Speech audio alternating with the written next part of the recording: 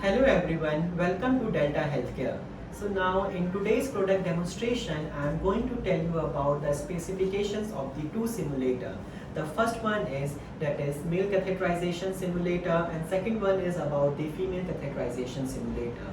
So before we are going to move forward with the specifications of these two simulators, now I am going to tell you about the specific accessories come along with these simulators.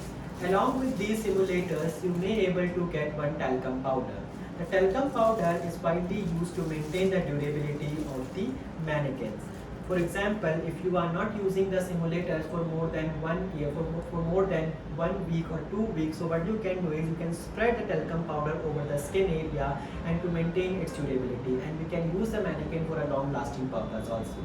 So now I am going to tell you about the specifications, that means what all procedures we can able to perform in these two simulators. If I talk about the female catheterization simulator, the procedure which we can able to perform is female catheterization, then female catheter care and bladder irrigation. In case of male catheterization simulator, the procedure which we can able to perform is male catheterization. The second one is male catheter care and bladder irrigation.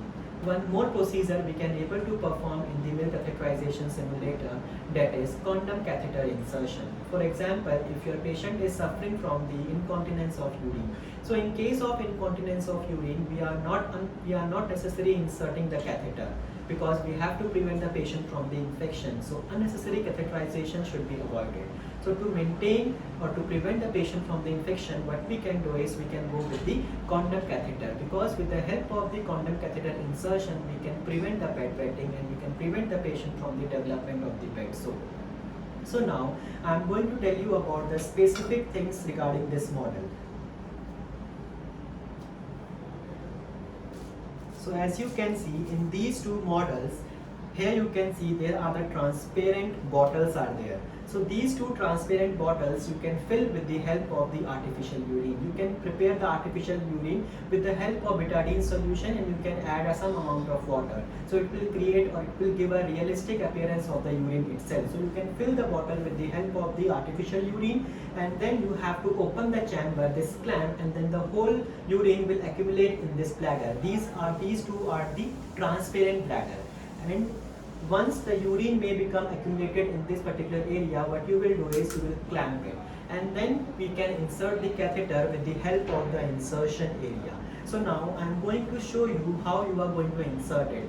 As in case of a real human being, we need a lubrication jelly also for the insertion of the catheter. Same thing happens with the mannequin itself, because in the mannequin there is no lubrication. So what you will do is you can use a lubrication jelly. So whatever jelly is available in your hospital setting or in your institution, whether it is a lignocaine jelly, xylocaine jelly, or if you do have a liquid jelly or a liquid lubrication, so you can lubricate with the help of this liquid lubrication also. So you are going to lubricate the catheter, and after the lubrication of catheter, now what we are going to do is we are going to insert the catheter. So once we are going to insert it, so here you can see the whole catheter will goes inside the bladder. Once the catheter will goes inside the bladder, the real appearance of the urine, as you can see in case of the real human patient, whenever you are going to insert the catheter, there will be a urine coming out from the catheter itself. So same, whenever you are going to fill this whole chamber with the help of an artificial urine, and once you are going to insert the catheter, there will be a dribbling of the urine from this catheter. So it will gives you a realistic appearance whenever you are going to insert the catheter. It will gives you a confirmation also that you have inserted the catheter into the correct area. So this is how we are going to use this female catheterization simulator. So now I am going to tell you about the specific things regarding the male catheterization also. So before I am going to tell you about the one specific thing, I am going to tell you how you are going to insert it. So same thing, you are going to lubricate the catheter, and then you can insert inside the urethra. So here you can see in the transparent bladder, you can able to see the catheter, and once the catheter is inserted, then you may able to find the dribbling of the urine coming out from the catheter itself. So it will gives you a realistic appearance that the catheter is inserted into the correct place. Along with this mannequin, as you can see, this is the glans penis, and we can retract the foreskin also.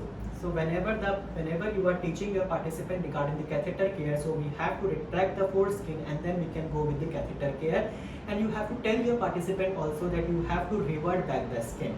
This is the commonest mistake which was done by the healthcare professional. So you have to tell your participant that revert back the skin. Otherwise, if they are not reverting it back, then the patient may suffer from the phimosis problem. There will be a swelling, and once the swelling may occur, then it will be more difficult to remove the catheter. So this thing should be kept in the mind while you are going to teach the procedure to your participant. So these mannequins may give you a realistic appearance because they may follow the NMC guidelines, and these particular models may resemble with the human anatomical structure also. So one more feature I am going to tell you about this particular model is, like for example, so first I'll remove the whole setup of this model, and then I'm going to tell you the specific thing which you can able to perform with the help of this particular setup. So this bladder is a removable one. So here you can see there is one sponge-like structure which gives the resistance, as resistance you may feel in case of the real patient also. So for example, if you are encountering one patient who is suffering from the BPH problem also, because BPH is a benign postural hyperplasia. This is the commonest condition in case of the male patient, and in BPH there will be a benign prostate hyperplasia. There will be an increased number of cells in the prostate, enlargement of the prostate gland, and because of the enlargement there will be a narrowing of the urethra, and it will become more difficult to insert the catheter, and the patient may not able to pass the urine in case of the BPH. So you may, with the help of this particular chamber, you can narrow down the pathway of the urethra also. So with the help of this, as here you can see now the pathway is fully open. So once I am going to use this particular chamber, now here you can see the pathway is closed. So this is the one of the most important feature which comes along with the male catheterization model. So you can narrow down the pathway of the urethra also with the help of the simulator. So these are the specific things which you can able to perform with the help of these particular models, and these models may enhance the competency level as well as they may enhance the decision making capacity of the student, because everyone may have a theory knowledge, but the lacking point where we are lacking is it is about the skills part. So everyone is having a brain power, but we have to convert that brain power into the hand power. That's why these mannequins are developed, because not every participant may get chance in the clinical setting they can perform each and every procedure, but with the help of these mannequin they may able to perform the different procedures. That's why the mannequin is there, and these mannequins may give you a realistic appearance whenever you are going to insert the catheter inside the particular area. So these are the specific things which we can able to perform in these two simulators. But whenever you are using these simulator, you have to keep few points. First is about that whenever the participants or you are using the mannequin for teaching your participant, or when the participants are using in the case of the practice session, so always remember, do not bring pen or anything else into the simulation lab, because once you may able to get a pen mark in the mannequins, it will become more difficult to remove the mark. And always remember, do not keep the simulators in direct sunlight. You have to keep the simulators in the cold place where to increase its durability, and otherwise if there is a direct sunlight, then there will be a lightening of the skin of the particular simulator. So this thing you have to keep in your mind while you are going to develop a skill lab, or while you are going to teaching your participant regarding the specific procedure. So these are the specific things which we can able to do in case of the female catheterization model as well as the male catheterization model. So I hope you got some basic idea regarding these two particular simulators. Thank you so much.